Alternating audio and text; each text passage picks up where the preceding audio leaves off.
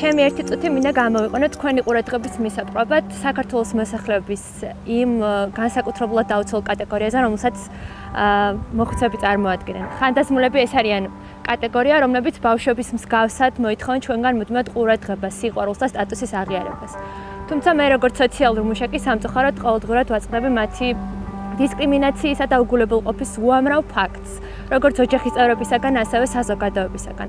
და სწორედ ამ პროექტის საშუალებით მინდა თითოეულ მათგანს, ვინც ახლა ამ ვიდეოს უყურებს, თითოეულ იმ ადამიანს, ვისაც ხელი ეწიფება მათი კეთილდღეობა, მივმართო, რომ ოდნავ მეტი, სულ ოდნავ მეტი ყურადღება, სიყვარული და რაც თავარია, საქმისადმი მეტი პასუხისგებლობა გამოვიჩინოთ.